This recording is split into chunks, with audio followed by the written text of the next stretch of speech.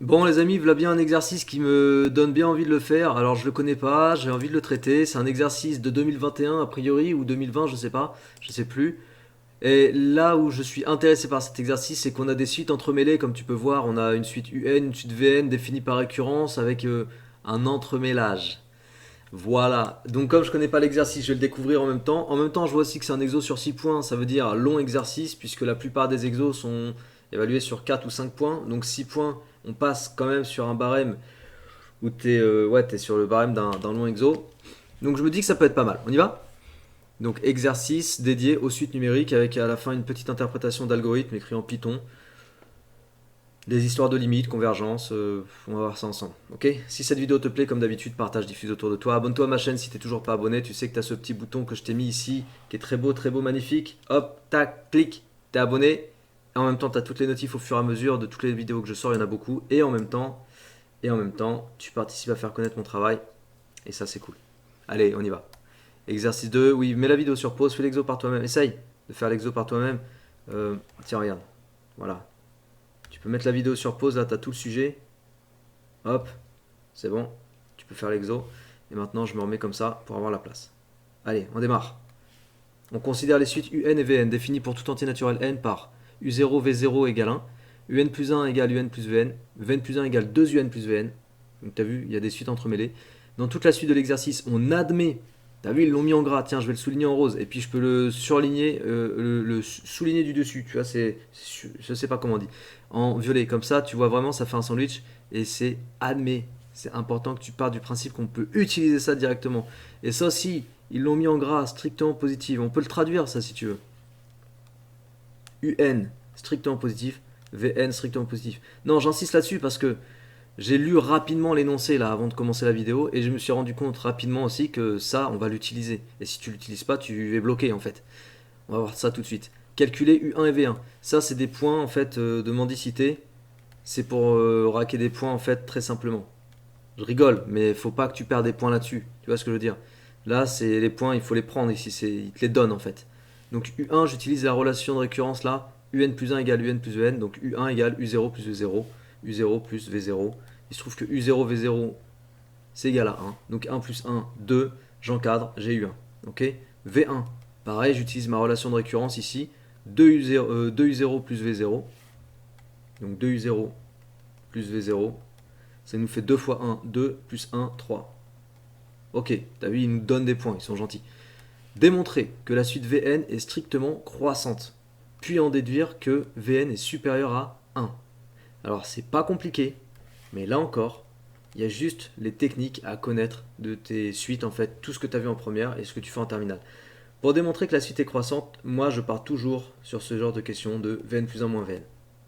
Et là il se trouve que Vn plus 1 moins Vn c'est égal à ça, enfin Vn plus 1 moins Vn, je vais l'extraire de ça. Vn plus 1 c'est 2Un plus Vn, tu vois, 2Un plus Vn, et moins Vn, du coup il se passe quoi? Il se passe que je peux simplifier par Vn.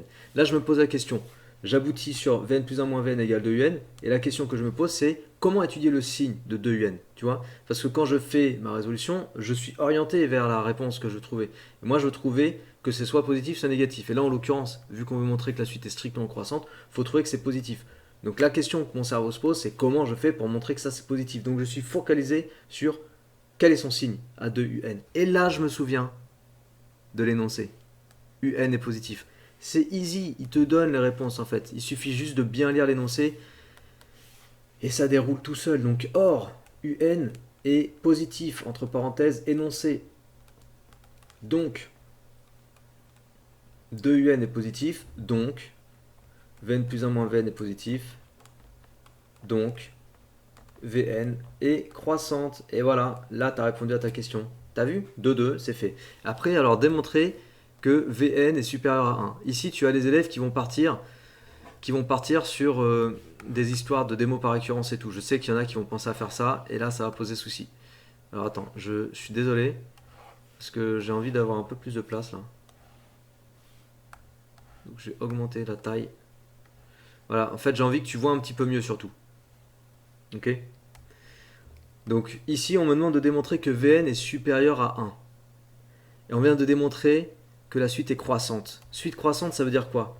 Ça veut dire que tous les termes sont supérieurs au premier terme. Voilà, par définition. Par définition d'une suite croissante. Croissante à partir du rang 1, bien sûr. À partir du rang 0. Tous les termes de la suite sont supérieurs au premier terme. Et combien valait V0, rappelle-moi? C'était pas 1? Et si, c'était 1. Donc voilà, tu as démontré que Vn est supérieur ou égal à 1. Pas de démonstration par récurrence ici, bien sûr. On y va direct. Qui a pensé à faire des... Qui est parti avec une démonstration par récurrence? Le dis en commentaire. Juste pour que je vois en fait sur une question comme ça si vraiment ça amène les élèves dans les choux ou pas. Question C, démontrer par récurrence. Cette fois-ci, te le pose directement. Ah oui, tiens, ah oui, petite parenthèse. On me disait, anciennement, certains élèves me disaient, oui, mais quand on doit démontrer par récurrence, ils le disent dans l'énoncé. Moi, je partirais pas de ce principe-là, hein. Je partirais pas du principe que dans n'importe quel exo, une démo par récurrence, elle est annoncée par démontrer par récurrence. J'ai vu plein d'exercices dans lesquels on doit démontrer par récurrence sans que ce soit dit explicitement, tu vois. Donc c'est pas parce que là c'était pas dit explicitement qu'il fallait pas penser à la récurrence, mais il fallait pas faire de récurrence non plus parce qu'il fallait faire beaucoup plus simple. Mais je veux dire, faut pas s'attendre à ça quand il faut démontrer par récurrence. On n'est pas obligé de te dire démontrer par récurrence, c'est bon? Fin de parenthèse. Ici ils nous disent démontrer par récurrence du coup que UN supérieur à n plus 1. Donc on va faire ça. On va voir à quoi ça ressemble, j'espère qu'elle est rapide. Donc Pn, UN supérieur à n plus 1. Je vais rédiger rapidement, hein. Démontrons que Pn est vrai, quel que soit n anti-naturel, etc. Mais je vais aller vite. Initialisation, donc au rang n égale 0. Au rang n égale 0, d'une part, U0 égale 1. D'autre part, 0 plus 1 égale 1. Donc qu'est-ce que je constate? Que U0 est bien supérieur ou égal à 0 plus 1. Donc P0 est vrai. Voilà, pas de problème. Hérédité. Supposons qu'il existe un antinaturel K tel que PK soit vrai. Supposons... Nanana, PK vrai. Je mets pas tout parce que je veux gagner du temps, tu comprends? Donc en fait, si PK est vrai, ça veut dire que j'ai UK qui est supérieur ou égal à K plus 1. Ça, c'est ce qui constitue ce que j'appelle l'hypothèse de récurrence. Alors, il faut démontrer quoi? Comme je ne connais pas l'exercice encore une fois, je vais faire exactement ce que je ferais si j'étais tout seul sur mon brouillon, comme ça tu vois comment je raisonne. Il faut démontrer ça. Autrement dit, il faut démontrer que UK plus 1 est supérieur à K plus 2. Bon, ça marche. Comment je reconstruis UK plus 1 quand j'ai UK? Il faut que je fasse UK... Oh, ok, c'est bon, j'ai vu. Il faut que je fasse UK plus VK. UK plus VK, ça fait UK plus 1. Mais il se trouve que VK, c'est supérieur à 1. Question numéro 1B. Tu vois? VK est supérieur à 1. Eh ben, je vais l'écrire là. Or, VK est supérieur à 1. Donc, je vais faire une somme membre à membre de mes deux inégalités. Donc, parce que tu as des termes qui sont positifs, hein. Tout est positif là. Donc, tu peux ajouter membre à membre les inégalités. Tu as UK plus VK qui est supérieur à K plus 1 plus 1. Bon, bah voilà. C'était tout. Bon, c'était sympa quand même. J'ai bien aimé cette petite hérédité. Ok, CQFD. CQFD. PK plus 1, vrai aussi. PK plus 1, vrai aussi. PN héréditaire, etc., etc. PN est initialisé plus héréditaire, donc PN est vrai, quel que soit N antinaturel. Voilà, donc on a démontré cette relation, et il faudra y penser pour la suite de l'exo éventuellement. En déduire la limite de la suite UN. Ça, c'est facile. Question 1D. Question 1D, on a UN qui est supérieur à N plus 1. Or, la limite de N plus 1, c'est égal à plus l'infini. En plus l'infini. Donc, par théorème de minoration, la limite de UN, c'est aussi plus l'infini. Quand N tend vers plus l'infini. Voilà, check. Check, check, check. On passe à la partie 2, question 2. On pose pour tout entier naturel n, Rn égale Vn sur Un. On admet que Rn carré égale ça. Alors là, on va passer sur une autre page. Qu'est-ce qu'on dit? Alors, qu'est-ce que c'est que ce truc? Il me demande de considérer la suite Rn définie comme le quotient des deux. Un est strictement, qu'est-ce qu'on a dit? Plus grand que n plus 1. Ah, strictement positive. Oui, Un est strictement positive. Donc, C'est bon, il n'y a pas de problème de définition ici. On admet que Rn carré égale ça. Ok, si on veut démontrer ça. Et ben on va partir de l'encadrement de moins 1 puissance n, tout simplement. Parce que en fait, moins 1 puissance n, c'est ça qui fait le... Si tu veux, on te demande de démontrer une inégalité. Donc là, on pense directement à partir de moins 1 puissance n. Moins 1 puissance n, c'est ça qui fait notre point de départ, puisqu'on peut en dire... On peut en dire quelque chose. Même moins 1 puissance n plus 1. On peut toujours dire que ça, c'est compris entre moins 1 et 1. Donc ça me permet de démarrer d'une inégalité. Après, je vais tout diviser par... Ah ouais, c'est nul en fait. Je vais tout multiplier par 1 sur un au carré, qui est positif. Donc je précise en fait le signe du terme par lequel je multiplie parce que il faut que je justifie pourquoi, encore une fois, je ne change pas mes comparateurs. Donc là, à gauche, tout à gauche, je vais avoir moins 1 sur un carré. Oh là là, c'est tout. Moi, je voyais des écritures de ouf. Je me disais, ouais, ça va être un truc tendu, tout ça. Déception. Voilà, c'est QFD. Check. Eh ben, ok. Question, question suivante. Alors hop, on passe sur la page du dessous. Voilà. Ça commence à me saouler un peu. Toi, tu vois peut-être pas, parce que c'est caché par ma caméra, mais voilà. Ok, j'y suis. Ok, en déduire la limite de moins 1 puissance n plus 1 sur un carré. Bon bah, théorème des gendarmes, hein. Théorème d'encadrement. Or, la limite de un, on a dit que c'était plus l'infini, en plus l'infini. Donc, la limite de un carré, bah c'est plus l'infini aussi, en plus l'infini. Donc, la limite de 1 sur un carré et la limite de moins 1 sur un carré, c'est 0 parce que tu vas avoir une constante sur l'infini.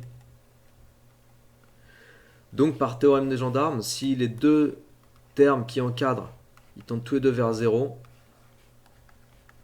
bah celui du centre, il tend aussi vers 0. Voilà, on va l'écrire. Donc, théorème gendarme, la limite de moins 1 puissance n plus 1 sur un carré, en plus l'infini, égale 0. Ok. C'était facile. C'était facile. Déterminer la limite de Rn carré et en déduire que Rn converge vers racine carrée de 2. Donc Rn carré, c'est 2 plus le truc dont on vient de chercher la limite. Alors on est sur la question quoi? On est sur la question 2C. Question 2C. Hop. Rn au carré. Rn au carré, c'est 2 plus moins 1 puissance n plus 1 sur un carré. Limite de moins 1 puissance n plus 1 sur un carré, c'est égal à 0. Donc, la limite de 2 plus moins 1 puissance n plus 1, franchement, c'est pas compliqué tout ça, hein. Je suis un peu déçu du niveau, moi. En fait, il y a trop de questions qui sont qui pourraient être intéressantes, mais on te demande de les admettre. Comme, enfin, je sais pas si on aurait pu trouver Rn carré en fait. Si on nous avait fait chercher les expressions de un et Vn, si peut-être. Bon, la limite de Rn carré, c'est 2 du coup. En plus l'infini. Donc déterminer la limite de Rn carré et en déduire que Rn converge vers racine carrée de 2. Bah, si Rn carré converge vers 2. Alors, il faut dire deux choses ici. Rn carré converge. R carré n. R de n. Donc Rn carré converge vers 2. Et Rn, tu te souviens, c'était Vn sur un. Et c'était strictement positif. Rn sur un, Vn sur un strictement positif parce que Vn positif, un positif. Ok, plus par plus, plus.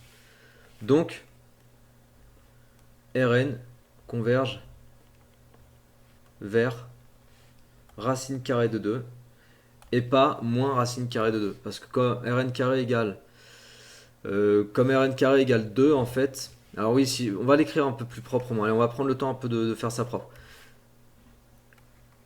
On va faire ça proprement. Soit L1 la limite de Rn au carré. Et je vais appeler L2 la limite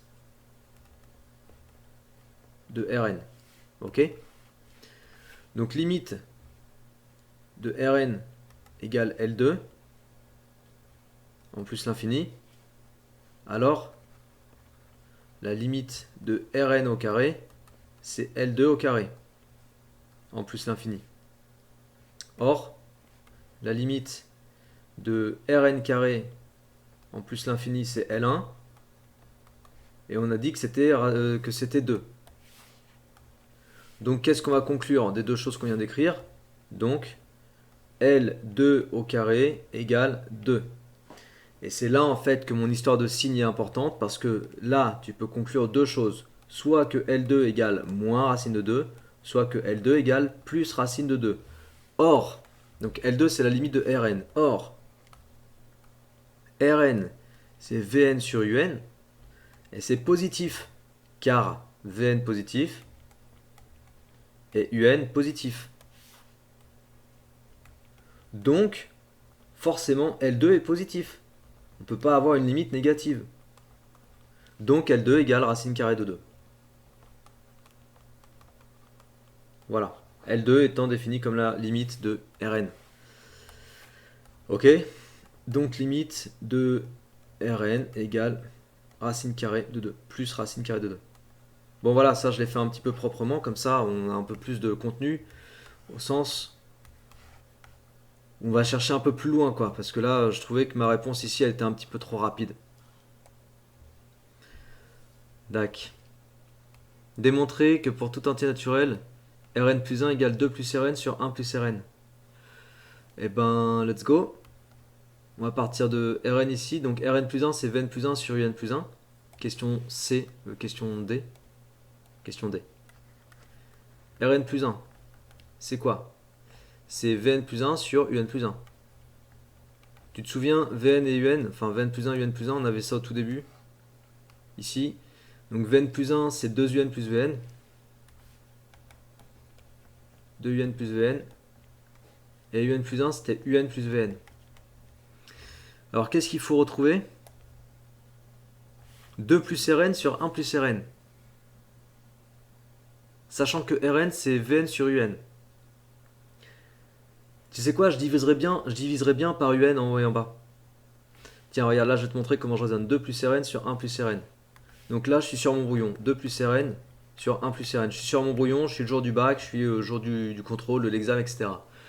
J'ai ça sous les yeux, et j'ai un autre truc sous les yeux, à savoir que Rn, c'est Vn sur Un. Et là, comment je raisonne? Je me dis, ah, il faut que je fasse apparaître Rn, ici. Donc il faut que je fasse apparaître Vn sur Un. Qu'est-ce que je peux faire? Bah, je peux diviser ici, par exemple, lui en particulier. S'il était divisé par Un, il se passerait quoi? Bah, il se passerait que Vn sur Un, ça ferait Rn. Ah, mais il se trouve que du coup, 2 Un sur Un, ça ferait 2. Ah, ça sent bon. Et Un sur Un, ça ferait 1. Ah, ça sent bon. Et puis Vn sur Un, ça ferait Rn. Ah bah c'est bon. Et là, qu'est-ce qu'on se dit? Bah, j'ai compris le truc. En fait, je vais diviser le haut et le bas par Un. Et ça va me permettre de retrouver mon truc. Voilà. C'est comme ça, moi, que je le ferai. Que je le chercherai, en fait. C'est en faisant des comparaisons entre ce que j'ai et ce que je veux. En connaissant les éléments de l'énoncé. En comparant ce que j'ai et ce que je veux, j'arrive à savoir par quel chemin je dois passer. Tu vois, c'est comme un labyrinthe quand on est gamin là. Tu as tout un tas de chemins possibles, tu as le point de départ, le point d'arrivée, et puis en fonction du point de départ et du point d'arrivée, tu vois à peu près par où passer. Bah, c'est un peu cette méthode-là que j'utilise.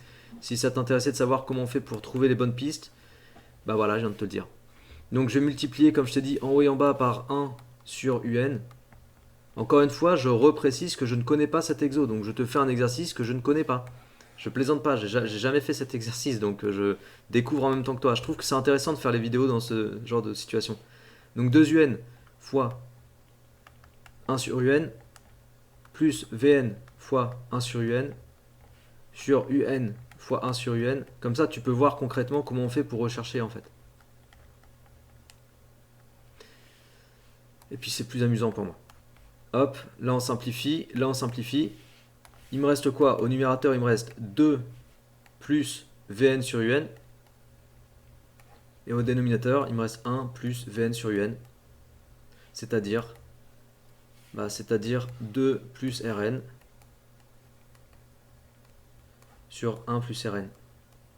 Voilà, ça c'est Rn plus 1. Ok? On a répondu à la question D. Allez, on est sur la fin. Donc on va prendre ce petit algo Python. En fait, là, on s'attend à quoi? On s'attend à une histoire de limite. Voilà. Tac, tac, tac. Je vais réécrire que Rn plus 1, c'est 1 plus... Non, 2 plus Rn sur 1 plus Rn. Parce que j'ai besoin de cette formule en fait ici. J'ai besoin de me souvenir en fait que ça, c'est la formule qui permet de passer d'un terme au suivant pour la suite Rn. Alors, l'algorithme, on définit n égale 0, r égale 1. Donc on démarre à r égale 1 parce que ça c'est R0. R0 qui vaut 1. Ok, ça là. Tant que, while, abs, donc il te dit ici, ABS désigne la valeur absolue. SQRT désigne la racine carrée. Et 10, étoile, étoile, moins 4 représente 10 moins 4.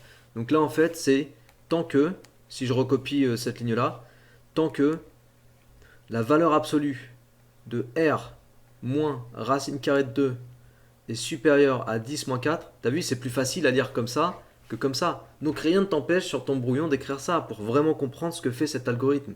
Tant que la valeur absolue de R moins racine 2 est plus grand que 10 moins 4, je vais aller calculer le R d'après et je vais aller calculer le N d'après. Et j'arrêterai la boucle tant que, dès que la distance, alors oui, ok, valeur absolue, j'ai lâché le gros mot, distance. Valeur absolue de A moins B, en fait, ça veut dire la distance entre les deux nombres A et B. Où est-ce que je l'apprends ça? Quand est-ce que j'apprends ça? Je l'apprends dans le programme de première spémat.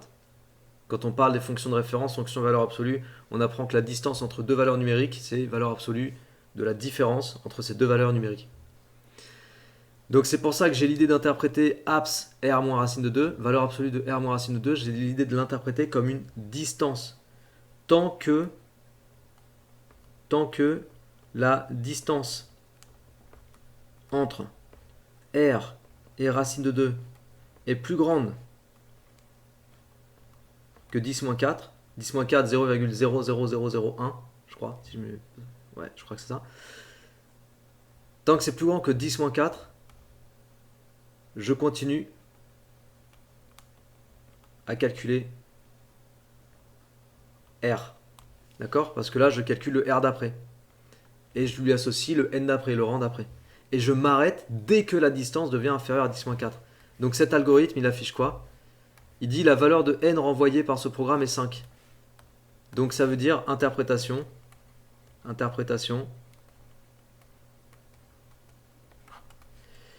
Pour tout N supérieur ou égal à 5, R moins racine carrée de 2 devient inférieur à 10 puissance moins 4, donc la valeur absolue ou la distance. C'est-à-dire que la distance entre R et sa limite, parce que racine carrée de 2, tu te souviens, c'est la limite, hein, entre R et sa limite est plus petite que 10 moins 4. Et si ça arrive à partir du rang n égale 5, ça veut dire que R converge très vite vers sa limite. Parce que tu as bien conscience que 10 moins 4 comme distance numérique, c'est microscopique, tu vois. Voilà, et ben c'est tout pour cet exercice, j'espère qu'il t'a plu. C'était un exercice sympa. Bon, moi ça m'a plu plus ou moins. Voilà, ça m'a plu plus ou moins. Ça m'a plu parce qu'il y avait des suites entremêlées. Le début était un peu technique, subtil, avec fallait bien lire l'énoncé pour prendre en compte les bonnes infos. Mais après, j'aurais bien voulu des choses un peu plus dures ici, là. Je te le dis clairement, pour moi, c'était pas assez dur.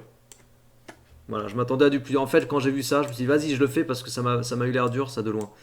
Mais c'était dur que de loin. Voilà, en tout cas, si ça t'a plu, tant mieux. Partage, diffuse autour de toi. Abonne-toi à ma chaîne si t'es toujours pas abonné. Et moi, je te dis rendez-vous pour de futures vidéos d'exo, de cours, etc. Ciao!